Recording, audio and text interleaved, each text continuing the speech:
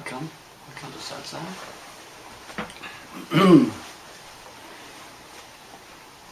I had several emails last couple of weeks, the weeks before too, and then when they piled up to about 15 or so, I figured, well, you know, there's got to be a special subject for these people.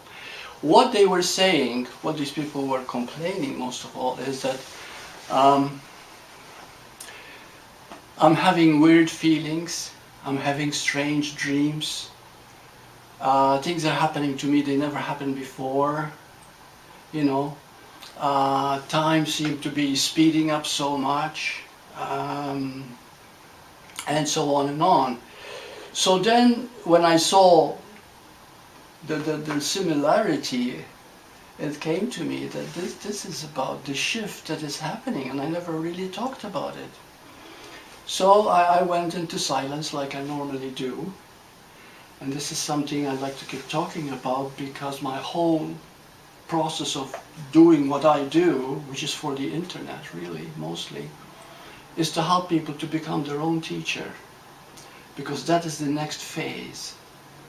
You see, in the beginning we always gravitated towards the outside authority, but now we're moving inward. You see, before everything was external, now everything is internal.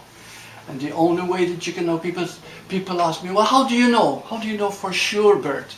I mean, I believe you, you're sincere, and I know that what you're saying is so, but somehow I keep hearing others saying something different, and you know.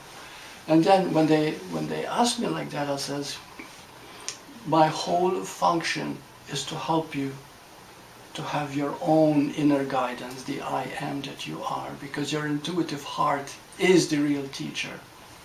So anyway, but now I'd like to ask you a few questions. Okay, do you feel that time is speeding up? Yes. Very much. Okay. Do you feel as if somehow you have a loss of memory for a moment there? It's on the tip of your tongue, and this happens very often. If you are old, you probably think you're having Alzheimer's, just for a few seconds. Okay, this also is happening. Or sometimes you feel that things are not working out as like they used to, as easy. Relationships are becoming more difficult. Not partly, that's for sure.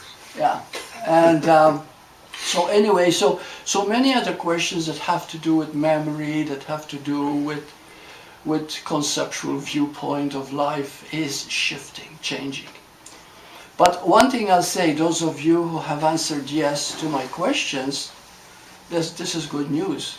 Even though you're feeling weird and having strange dreams and you're going nuts, but yet at the same time, we're going to explain why this is happening. And it's really good news when you understand it.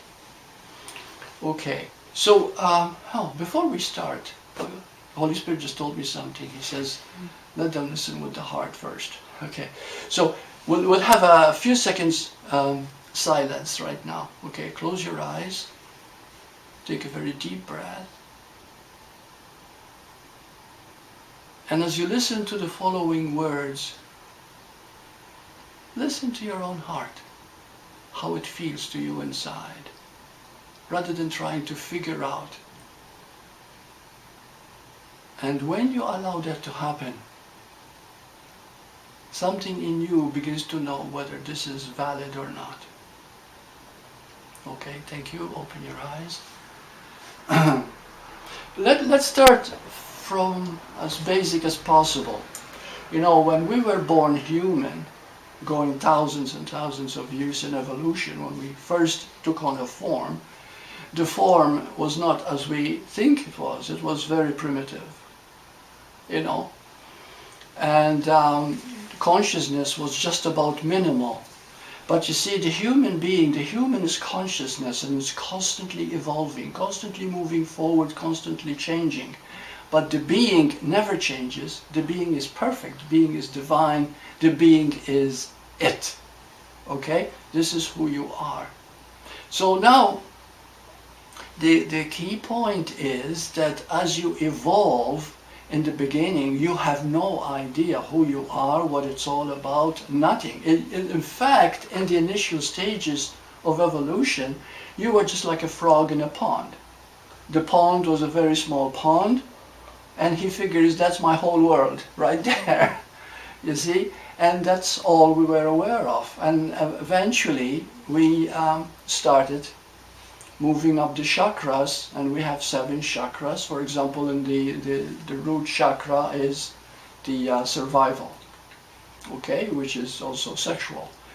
And the survival chakra is to see that we survive, we'll do anything to survive. And because of that, we were able to survive tremendous weather changes as we were growing into the world, you know. And we hunted for food, and we found the food because survival itself led us to what we needed to do. The man became the hunter, the woman maybe, you know, took care of the cave.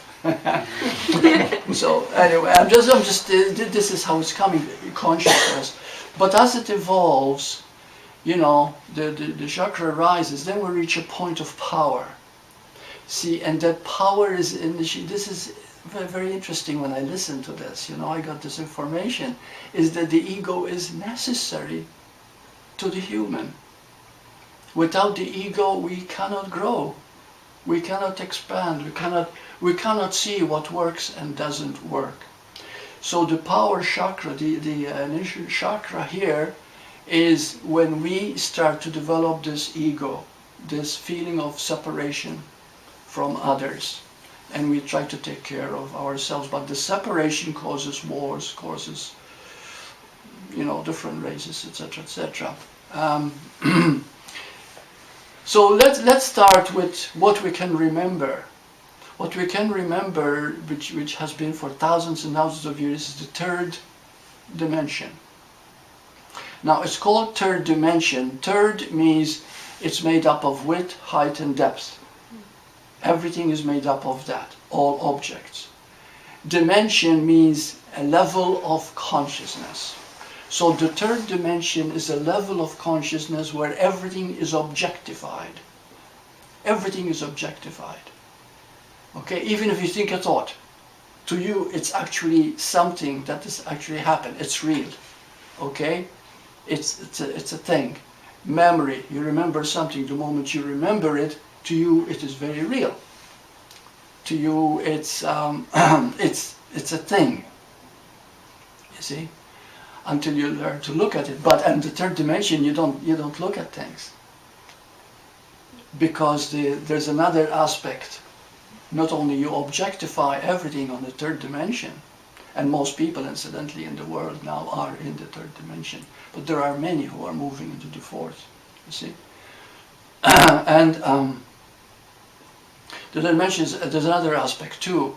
It has no trust in itself at all. No trust in the I am, because it is external, you see. So therefore the world comes up with a lot of experts, you know, medical, you know, scientific, or etc., etc. So whenever anything goes wrong with us, we immediately go to an expert. We immediately go outside ourselves for guidance, and we base all our world according to what we think is happening out there. Because out there is our reality. In the 3rd dimension, which probably most people you know in this world too, believe everything that is happening in the world is very real. And they do not realize that what is happening inside is far more real and affects you far more. But that's we'll go into that. So anyway, so those are the 2 aspects of the 3rd dimension. Now, for example, let's talk about not having a mind of your own. Now, when I say mind, I'm not really thinking about the thinking mind. It's a statement people make. Oh, he doesn't have a mind of his own. In other words, he listens to other people, but he doesn't listen to his own heart. Okay? So in other words, we do not trust our own heart. I remember, you know, because I used to love history, and I used to love what's going on in the world. Anyway, Hitler, during after the First World War, Germany was starving. It was, you know, they had no food, they had everything going bad, and they were totally poor. Okay. They were devastated after the First World War. And anyway, he was in prison at the time, Hitler, for something political. And as he was in prison, he started thinking of all the things that are happening in Germany. And so his concentration is out there, you see? It's external. Remember, third dimension is out there. So he felt that he wanted to do something for Germany because he was very politically inclined. And so he thought, you know, the Jews are to blame for everything that is happening. You know. And so he was so convincing in the book that he wrote called Mein Kampf that it became the Bible of the Nazis. And to make a long story short, he became the leader. What was called? He got. Anyway, I forgot the title. And everybody started studying Mein Kampf. And also another thing that happened too, because people always blame the outside, Martin Luther, who broke off from the Catholic Church, he protested and the people became Protestants. That's why the Protestant religion is the one that protested against the Catholic Church. And Martin Luther wrote in the Bible that the Jews are to blame for Jesus Christ's death on the cross. Well, that was another one for the Hitler regime at the time, so he figured, you know, really they are to blame. He was a Protestant, Hitler. Okay? So anyway, so now we see from something so simple, relying on outside source instead of turning in. I'm just giving you an example of the third dimension and how it can bring so much devastation from that state of mind. Another one, and then I'll stop giving so many examples, but I want to establish the third dimension here and its greatest folly. Everything is out there. You have to go out there for answers. Okay?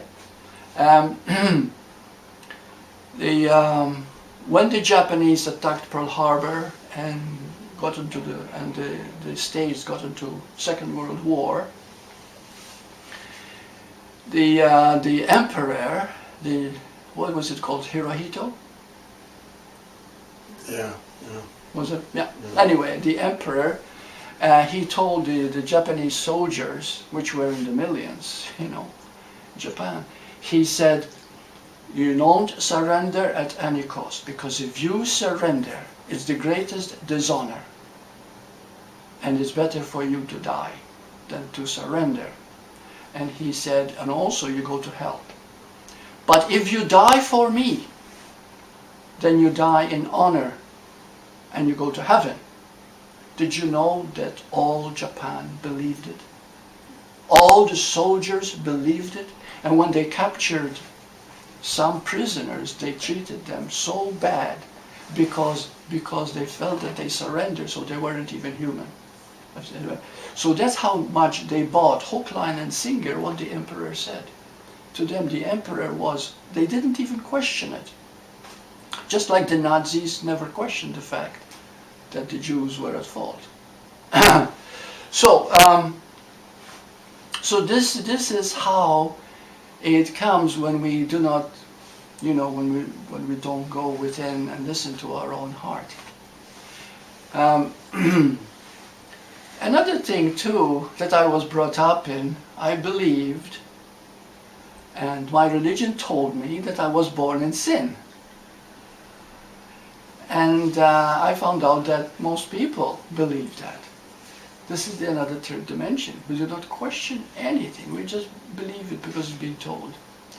And there are many times in the past when the father says to children, you know, you have to have a fear of God. You fear God. You need to fear God. You've heard the term, right?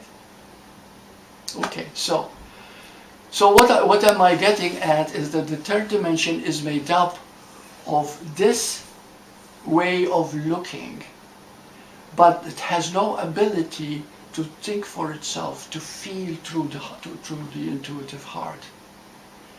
So, so then when we look at ourselves, we see ourselves as three-dimensional. Now let's suppose a wave would talk, and you ask the wave, and it says, who are you? And the wave, being three-dimensional, says, well, I am this size, and I move like this, and I am made up of certain way, width, height, and depth, and that's who I am. You see? That's the third-dimensional thinking. Now, let's for an example, we'll take a wave that is now four-dimensional, and therefore it thinks for itself. It goes within and looks for answers. So now you ask the wave, who are you?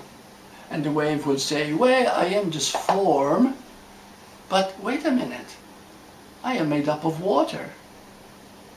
Hey, I am also the ocean. Okay? So what is the difference between the third and fourth? It was able to listen to what is obvious, which is, I am water because I am the wave, and therefore I am the ocean itself. And that's how it got the truth. The truth is so simple, but we miss it because we turn the outside instead of the inside. Similarly with a human being, if you ask the general public, I say, who are you?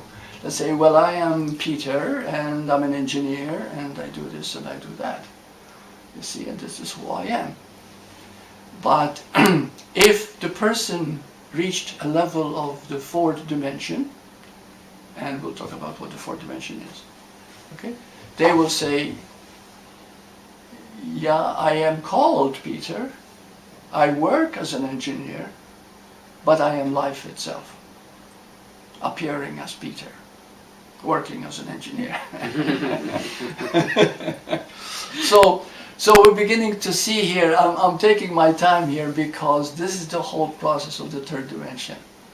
It relies too much on its mind, on what it sees and perceives, rather than what it feels and knows inside itself, because it never looks for the truth, which is very simple. Because the truth is obvious, really obvious when you look at it. So another thing, how it objectifies everything, somebody thinks a thought, a depressing thought, and they get depressed. Okay, in other words, they made it real. That's third dimensional.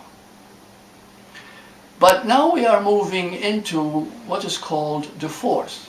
Now the fourth is made up of that time itself is not linear. You see, in the third dimension, time is made up of yesterday, today, and tomorrow.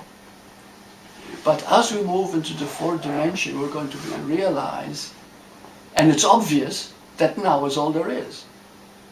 Can there be anything other than now? You see, that's the beautiful thing about the fourth dimension, is that you're not learning anything new. You're just looking at yourself, not what you've been told by people and how they talk. You actually listen to what actually is.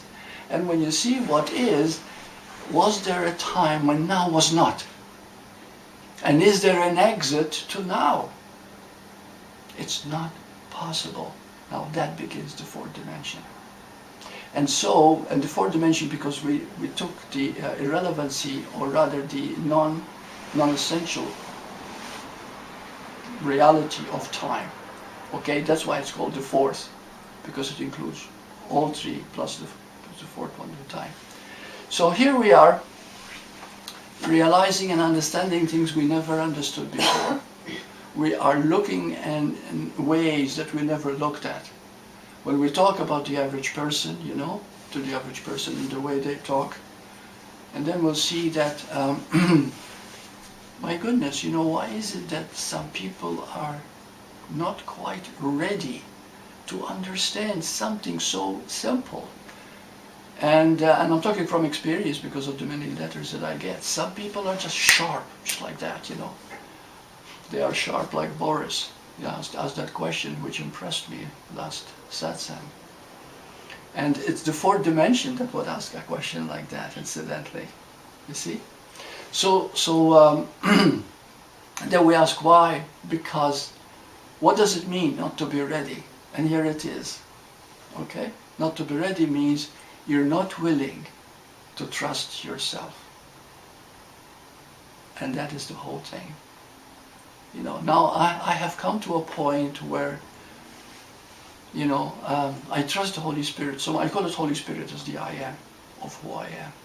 And it teaches me everything. But it doesn't teach me in words. It teaches me through feeling by willing to open myself to how things are. Simply by being very still. Emptying myself. And then it starts coming. You see? And it's obvious. And my whole mission, even in saying this, is that this is what is happening now in the fourth dimension. You're going to start thinking for yourself. To really start trusting yourself. You see, and helping others to trust themselves, because you begin to see how simple it really is. Just like, you were going to ask something? Yeah. Yes. You're saying trust yourself, but who's doing the trusting? I mean, That's it. It's like... See, there's no one. See, this is where we're going to get to. Okay? It's not the ego that is trusting. No. Okay? But it is not the you that you think you are, which is of course the ego again. It is simply learning that it's all made up of trust. Here I am, I put food in my mouth, and I think I am doing the eating. But the eating is being done for me. It is nourished, it is placed there, it is assimilated. You see, everything is happening without me. You know, when I ask, and I tell people, I says, if you just stop very still and witness your own breathing, and you'll find after a while that you haven't been witnessing it at all. You've been controlling your breathing. You've been playing with your breath. You see? But the moment you see that no one is breathing, no one, you're not breathing. You are being breathed. Right now, you don't say, well, I think I'm going to stop breathing now. It can be done. You see? And if you succeed in holding your breath that long, yeah, you can die. So who does the breathing? The same way, who is it that trusts? You got the question there? And just with that, it's like it's not, there is no who there, it's just trust, which is just freedom. Very good. And you see now, we are listening with the fourth dimension. Okay? We're beginning to see that time itself. Now there is also a fifth dimension, but the fifth dimension, it's also, there's not only a now in the fifth dimension, but everything happens at once. So what you think, the lives you've lived before and the lives you're going to be living, let's assume that the process is still going on. Okay, you'll find they're all here. Everything is now, which boggles the mind. So to talk about the fifth dimension right at this point would not be a good idea. We can leave it because it's a little bit too much. But you see, many people, and I've been hearing this also from letters I've been getting, people are waking up. So many. In this year alone, the year 2012, this year, okay, they say that quite a few million people have woken up spiritually. And waking up and the fourth dimension are one and the same thing. They're both the same. Okay? Because waking up is entering the fourth dimension, which is opposite the third. Instead of being external or thinking that it's all outside of you, it is all you. But then we ask, who is this you? Is there a you? No. And that's when the beauty starts. Because if there is no you, then there is nothing that is not you. Are you with me? This is also very simple. This is also fourth dimensional. You see? So therefore, this is when we talk about trust, and thank you for that question, when we talk about trust, or we talk about courage, or we talk about love, there's no one doing anything. And when you begin to realize that, and it's all being done and trust it, That's what it's meant to trust. To trust you. We have to say you because, you know, there is no you, but there's still, the language has to be used in that particular way, because you is all there is. You see, and that's where the paradox comes in. But also in the fourth dimension you begin to understand paradox, whereas on the third there's no way. You see, someone said about the third dimension, and I forgot his name, it's a very well-known guru, and he said, if you try to explain a question to someone who doesn't understand, no explanation will make sense. But if he understands, no explanation is necessary. I don't know whether I said it right or not, but you must have heard that one. Yeah.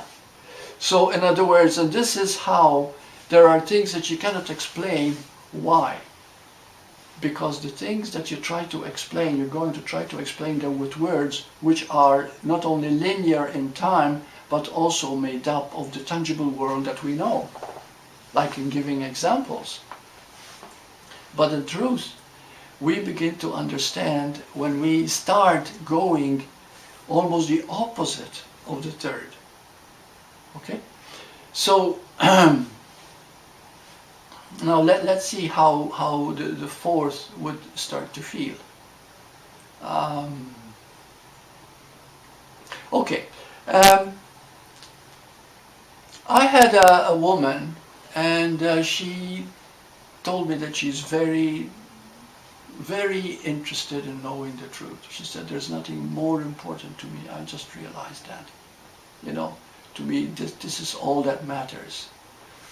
And she said, but I'm going through such a bad time, you know, and I have sleepless nights, and there's so much stress. I feel as if I'm in prison. And so I wrote her at one time, what is it that you know, that you're feeling the most? And she said, well, I'm really afraid of the unknown. And it lurks there somehow, it's just eating away at me. So I wrote her back and I said, first, when you suffer from something, you know, in this case, fear of the unknown, you have to face it. And this is how you face it. Okay? You stand up in the middle of the room. This is my idea of doing it, and I've done it with a lot of people, and they succeeded. And I said, and shout. Not shout screaming, you say it loud enough so that you mean it. I am afraid of the unknown. I'm afraid of the unknown. And say it about 20 times, really meaning it. And then I said, you know, let me know what happens. She wrote me back. And she said, I wanted to keep it because she said, I have been repeating, I am afraid of the unknown as you suggested. And I realized I am the unknown. See, that's so beautiful. There was again glimpses of realizing that, was knowing that nothing to be afraid of, there was nothing to be afraid of, and I was at peace and joy. I am that. But it's usually covered up by my thoughts. I am not ever conscious of what I am doing, because all the doing, moving, happening happens automatically. I know I am not the doer. Anyway, that's her email. But I thought I'd share it with you, because when you utter the fear, you face it, and you say it openly, acknowledge it fully. Not only do you release it from your unconscious, but another thing happens too, is that you open yourself up to see more. And what you see is that there's only you. And now we're going to get a little bit, you understand, okay? Here, I'm talking to people who are four-dimensional here. The paradoxes are always the same. See, in the third dimension, duality is very real. Either black or white. either male or female, either good or bad, either love or fear, either always or never. That's the third dimension. In the fourth dimension, everything melts and becomes one. So when you begin to realize that there is no you, wow, you really become alive, because there's nowhere where you is not. Okay, and we understand this? Well, would you like to ask me something? How does that paradox become one? How does it become one? I'm afraid of the unknown. But now I realize I am the unknown. And the moment I realize I'm the unknown, even though I was afraid of the unknown, now I'm so happy. So who's happy? What is that thing that happened here? There's no longer a separation between I and the unknown. Okay. Yeah. And you're bringing it back to that oneness, and you see that separation never existed in anything. And that's how you begin to understand the paradox. Now, paradox means that you say something that seems to contradict it entirely by another statement. So many teachers say, Osho used to say, I was talking about Osho to Bill, and I spent some time with Osho in Rajneeshpuram in Oregon. And he used to give a talk, and he used to talk about a particular thing, you see. And then the next day he would give another talk, and he would contradict it completely. And then, of course, the questions would be raised with a lot of people who are third dimensional. They don't understand, how can you contradict yourself here? And you make it so clear. And then he would explain how the two are really one. Okay? So I would love to hear some questions that you might have here at this point. Are we clear about the third and fourth dimension? Now, the emails that I've been getting, reporting weird dreams, nightmares, not knowing what they want, feeling confused, okay, that happens. And why I said it's good news, and it is good news, because they're from the third dimension, they're leaving the old and they're getting into the new. But to leave the old, which you have been conditioned for thousands of years, you know, your ancestors and going back all the time, third dimension, is very frightening, because that's what you think is real. That's what you know. You're just leaving something very familiar. But at the same time, you know that the fourth dimension that you're getting into, how it makes you feel, how you know. But at the same time, there is a fear. So you are battling between the two opposites here. You see, between the third and the fourth. So those of you who feel that sometimes the memory is faulty, or time is speeding up to the point where you can catch up, or you feel that the things you thought you resolved are now surfacing again, and so on and on. This is not bad. This is a cleansing that is happening to your system, to your consciousness, so that you get ready for the fourth dimension, you see. So, yeah. Is that well, you did say that it's a constant back and forth too. It is a back and forth thing, because you still are living in a third dimensional world. Maybe with your job, maybe with your marriage, maybe with your friends, maybe with the world that you know, maybe with so large family, relatives who are in the third, dimension. So they keep pulling you back, whether they like it or not, whether you like it or not, because they can't help it. It's to them it's very real. So you go back to those values, and then you get torn.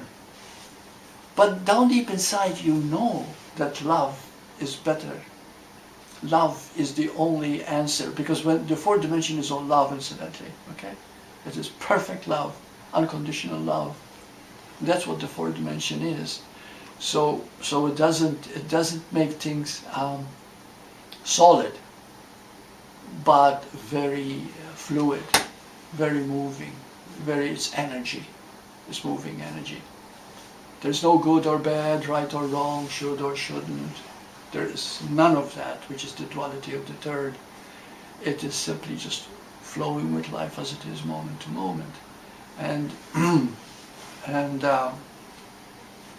also when you start moving into the fourth, you begin to understand ways of loving you never understood before. In the fourth, you do it a particular way. This is how we do things. In the fourth, thank you. So these are the changes, the shifting that is causing so much confusion. Yeah. How do we help make it an easy shift? That's what we're going to be talking about next. But I just wanted to make sure that we understand what the third dimension is, what the fourth dimension is, which is totally opening up to the spirit that you are, which is the being, moving very, very close.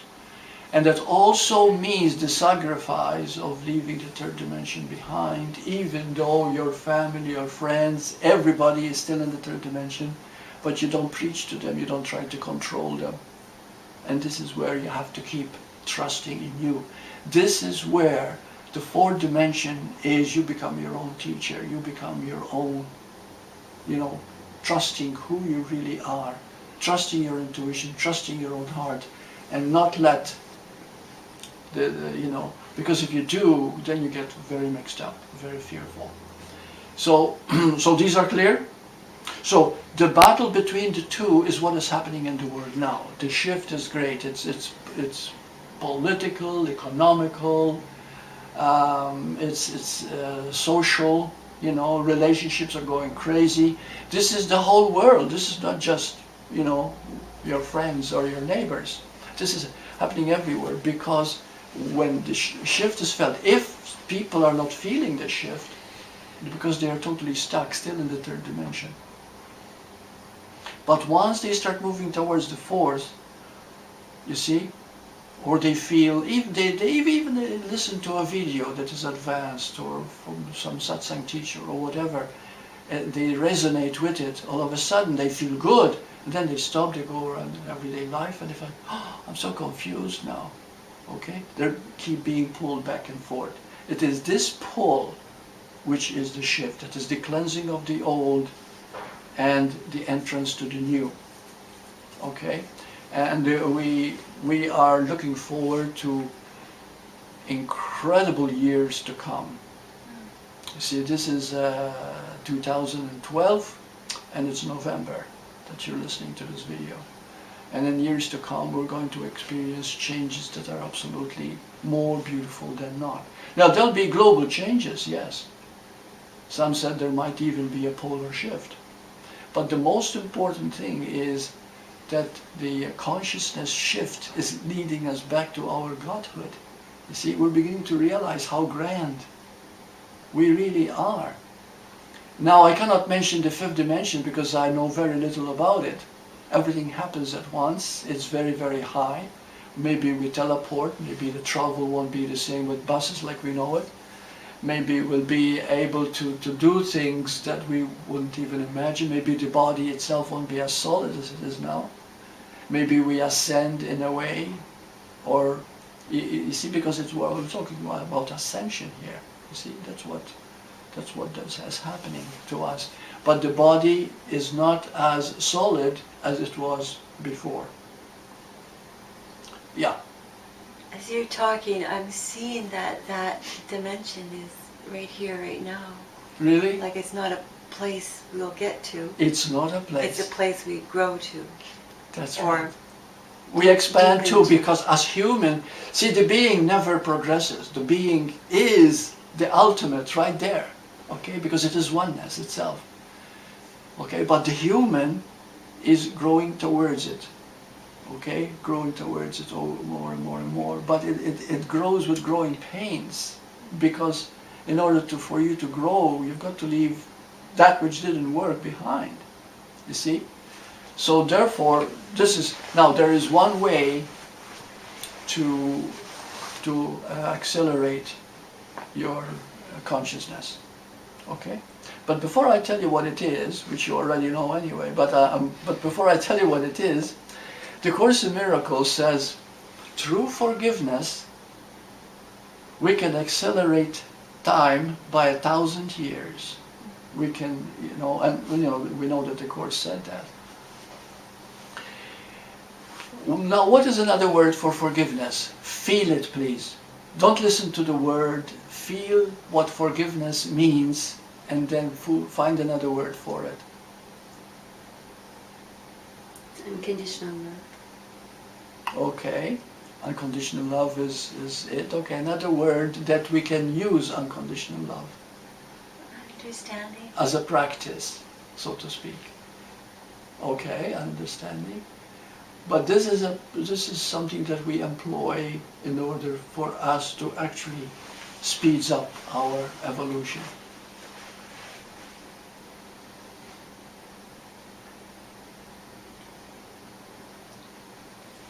Acceptance, but that's It is witnessing. Witnessing and forgiveness are the same, the very same thing. See, when the Course tries to explain forgiveness, people never understand it. I don't want to forgive, I don't know how to forgive. Well, how do I forgive myself when I'm feeling so awful? You see, they do not understand that forgiveness is not something you do. Forgiveness is not something you forgive. It's to see that there's nothing to forgive. Are you understanding now what witnessing is?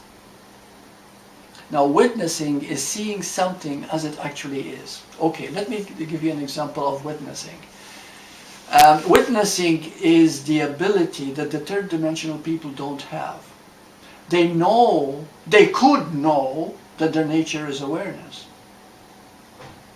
But they don't know that it is awareness of awareness. That is the truth of their being. Not just awareness of something, but it is the awareness of awareness. And the best way to bring that into so-called daily life is to start witnessing. Awareness and witnessing are both the same. They're both the same. But the word witness is to see as if you are not there at all. Okay? And the best way that happens is when you watch your breath. You watch your breath and you think you're watching your breath. And who's kidding who? After you've done it the third and fourth day, you'll find, my goodness, I've been controlling it all this time. I didn't realize. It's so subtle. You still control it. Okay? When you stop completely controlling it, and you see it as nobody is doing the breathing. There's no one doing breathing. And breathing is happening. That's witnessing. Got it? See, Boris last satsang, he said, isn't there a possibility, I don't know how you put it, but I'm just bringing my words here. He says, there a possibility that you see the witness as a thought. Right? That's what you said. Okay? Yes, that's our biggest fault. We see the witnessing as a thought, as something. And that's why we need to practice until there's no one practicing, until there's no one doing anything, and it becomes a part of who we are. Did you know that witnessing can bring transformation that it boggles the mind? Now quantum healing is happening more and more through witnessing. They say if you start witnessing a thought that disturbs you a great deal, and for a moment you really see it, really see the thought, which is of course is thought, okay? And it doesn't grip you at all. You see it as a thought, and you have nothing to do with it. At that moment you have healed what the damage that all the thought has done to you over the past 20, 30 years. See, it's almost instant healing. Suppose someone yells at you. Immediately you feel offended. Maybe they call you a name. Okay? What I mean, a derogatory name. And at that moment you feel hurt. Okay? Now where does witnessing come in? When you stop and witness, you find what took place. Someone simply made some sound. Not yelled at me, but made a sound. Got it? That's witnessing. And you see it clearly, it has nothing to do with you, it has nothing to do with what they said.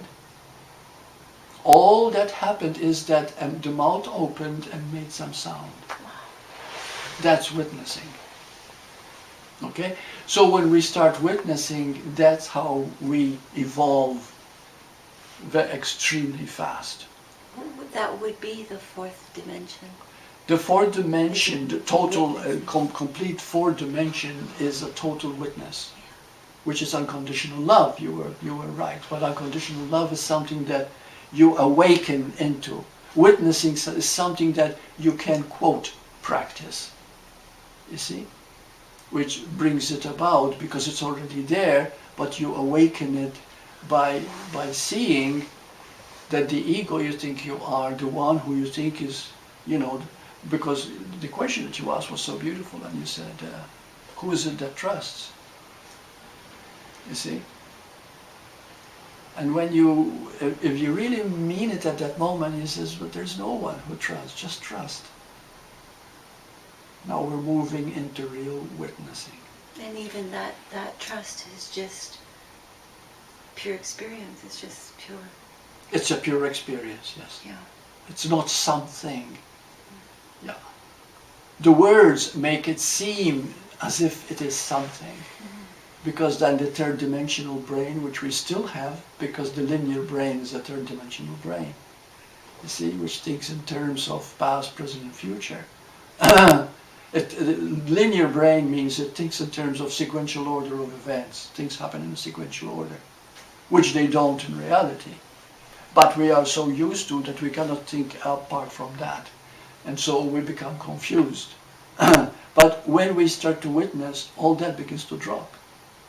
All that conditioning, all that we thought, a relationship is this, a loving is this. It's amazing, things begin to just fall away.